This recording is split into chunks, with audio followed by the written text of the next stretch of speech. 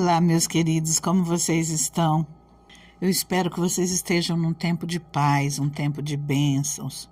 Mas em Eclesiastes 3 já nos diz que há um tempo para todas as coisas, há um tempo certo para cada propósito debaixo do céu. Tempo de chorar, tempo de rir, tempo de lutar, tempo de viver em paz. E de repente você pode estar passando por esse tempo de lutas, um tempo onde tem muitas batalhas, muitas dificuldades. Às vezes nós olhamos e falamos, o inimigo ele está furioso, ele tem se levantado, tem trabalhado muito contra a minha vida. Mas será que é isso mesmo? Eu não estou duvidando, pode ser que realmente seja, mas geralmente quando ele tem alguma brecha, algum lugar para trabalhar, é porque nós mesmos já demos espaço para que ele tenha essa liberdade, nós mesmos já demos algum tipo de legalidade para que ele tenha como entrar nas nossas vidas, como trabalhar contra nós. Como que nós fazemos isso? Através dos nossos erros, dos nossos pecados, daquilo que nós fazemos que desagrada ao Senhor. Nós precisamos olhar por outro lado também. Muitas vezes nós passamos por lutas, por provações, por dificuldades, mas nós estamos na presença do Senhor, nós temos buscado a Ele de todo o coração. Nós temos procurado ser fiéis com o Senhor, porque se for assim, descansa teu coração. Se você tem buscado ao Senhor de todo o seu coração e tem enfrentado lutas, confia que o Senhor está no controle. Vá colocando tudo nas mãos do Senhor, entrega tudo a Ele e confia. O Senhor, a palavra dele nos diz em Hebreus 12, que Ele disciplina, Ele corrige o filho quem Ele ama. Aqui no versículo 6, 12:6, pois o Senhor disciplina a quem ama e castiga todo aquele a quem aceita como filho. Suportem as dificuldades, recebendo-as como disciplina. Versículo 11, nenhuma disciplina parece ser motivo de alegria no momento, mas sim de tristeza. Mais tarde, porém, produz fruto de justiça e paz para aqueles que por ela foram exercitados. Em todos esses dias nós temos visto um pouquinho da história de Davi, o homem segundo o coração de Deus, aquele que o Senhor olhou e realmente achou nele um verdadeiro adorador. E nós vemos como o Senhor corrigiu Davi, como ele passou por lutas, por dificuldades. Através da vida de Davi, nós temos que levantar nossa cabeça e entender que realmente o Senhor ele corrige aquele quem ele ama, porque o Senhor não nos quer desviando da presença dele. O Senhor quer que nós venhamos refletir, que nós venhamos nos achegar mais a ele de todo o nosso coração, que é aquilo que mais importa, nós estarmos na presença de Deus, buscando a ele de todo o nosso coração, junto com os nossos familiares, com as pessoas que nós amamos, estarmos juntos na presença de Deus, com o nome escrito no livro da vida. Nós vimos como o Senhor se desagradou do rei Saul e como ele se afastou do rei Saul. Mas porque Saul tinha falhas, tinha pecado e não havia arrependimento. Só que nós vemos no rei Davi que ele também tem falhas, também tem erros, mas ele se lança aos pés do Senhor e ele se arrepende de todo o coração. Tem mais uma situação aqui em 1 Crônicas, no capítulo 21, onde mostra uma falha de Davi. Pode ser que o rei Davi estivesse naquele momento se achando muito grande, muito poderoso, e o orgulho tenha subido ao coração dele. Olha o que diz a palavra, 1 Crônicas 21. Satanás levantou-se contra Israel e levou Davi a fazer um recenseamento do povo. Davi disse a Joabe e aos outros comandantes do exército: vão e contem os israelitas desde Berseba até Dan, e tragam-me um relatório para que eu saiba quantos são. Joabe, porém, respondeu: que o Senhor multiplique o povo dele por 100, ó rei, meu senhor. Não são porventura todos eles súditos do meu senhor? Por que o meu senhor deseja fazer isso? Por que deveria trazer culpa sobre Israel? Mas a palavra do rei prevaleceu. De modo que Joabe partiu, percorreu todo Israel e então voltou a Jerusalém. Joabe apresentou-se a Davi o relatório com o número dos homens de combate. Em todo Israel havia 1.100.000 homens habilitados para o serviço militar, sendo 470.000 de Judá. Mas Joabe não incluiu as tribos de Levi e de Benjamim na contagem, pois a ordem do rei lhe parecera absurda. Essa ordem foi reprovada por Deus, e por isso ele puniu Israel. Então Davi disse a Deus: pequei gravemente com o que fiz. Agora eu te imploro que perdoe o pecado do teu servo, porque cometi uma grande loucura. Queridos, nós olhamos a palavra e dá a impressão assim que Davi ele se arrepende num minutinho, mas eu observo aqui quando fala no versículo 7, essa ordem foi reprovada por Deus e por isso ele puniu Israel. Eu imagino que aqui Davi já estava passando por um grande estreito. O relato que nós vemos à frente, eu acredito que ele se encaixa nesse pedacinho. Ele puniu Israel. E em meio a essa punição, Davi sofre todo o peso, ele pensa nos seus atos, reflete, se arrepende e aí ele pede perdão a Deus. O versículo 9 conta tudo o que aconteceu. O Senhor disse a Gade, o vidente de Davi, é como se fosse o profeta, né? Vá dizer a Davi, assim diz o Senhor, estou lhe dando 3 opções, escolha uma delas e eu a executarei contra você.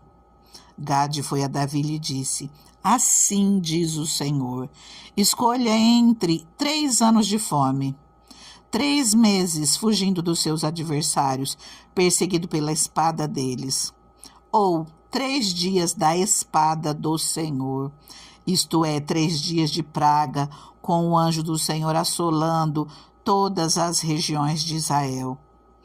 Decida agora como eu devo responder àquele que me enviou. Davi respondeu, é grande a minha angústia. Prefiro cair nas mãos do Senhor, pois é grande a sua misericórdia, a cair nas mãos dos homens. Vou repetir, queridos. É grande a minha angústia. Prefiro cair nas mãos do Senhor, pois é grande a sua misericórdia. O Senhor, ele é bom. O Senhor é misericordioso e Davi sabia disso. Versículo 14. O Senhor enviou assim uma praga sobre Israel e 70.000 homens de Israel morreram. E Deus enviou um anjo para destruir Jerusalém.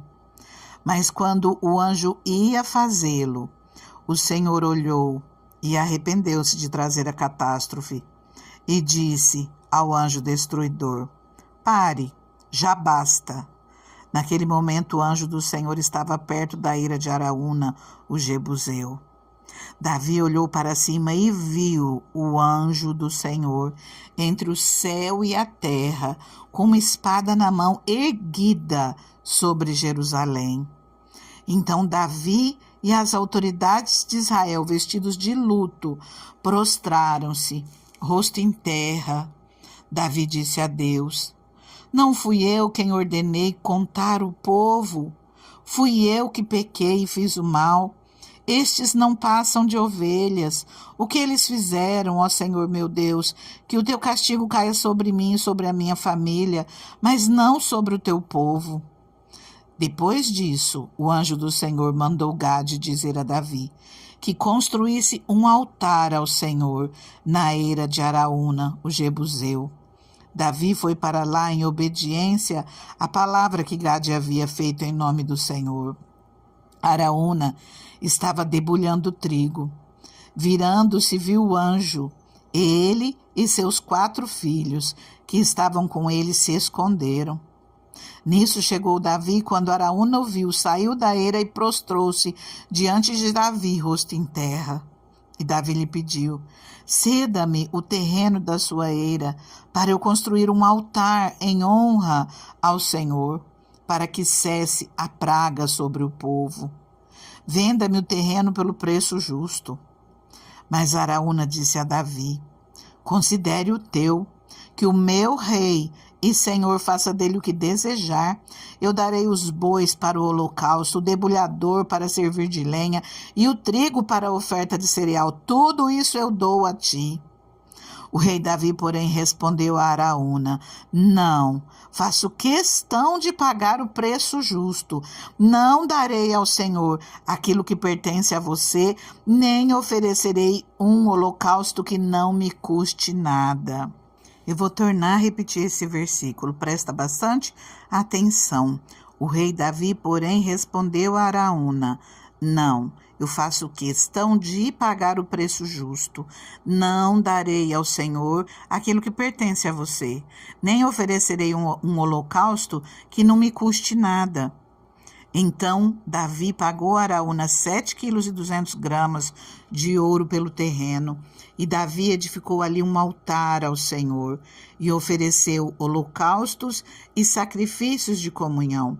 Davi invocou o Senhor, e o Senhor lhe respondeu com fogo que veio do céu sobre o altar de holocausto. Queridos, olhem que coisa linda.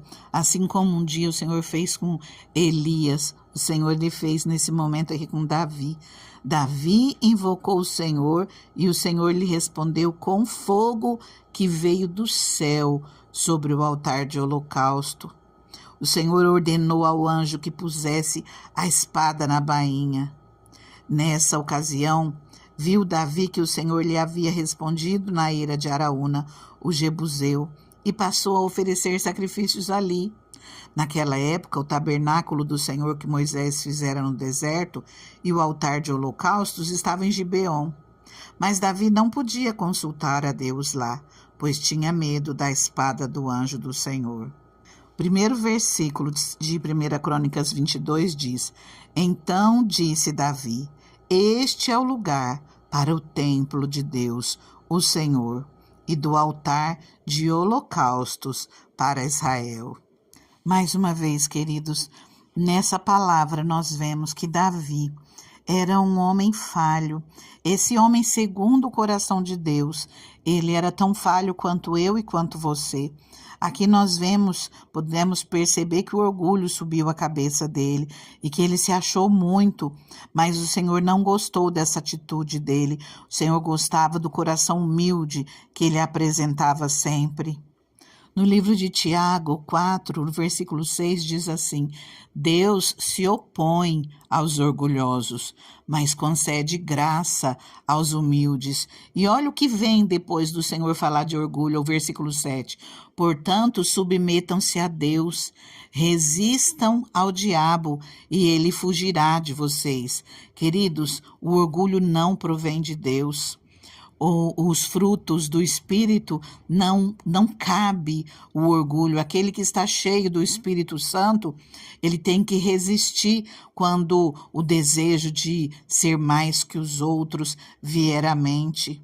Porque o orgulho, a soberba, eles se encaixam com os frutos da carne, mas dá lugar ao inimigo para trabalhar, dá legalidade para o inimigo invadir, operar as nossas vidas. E nós precisamos resistir ao diabo, e ele vai fugir das nossas vidas, no nome de Jesus.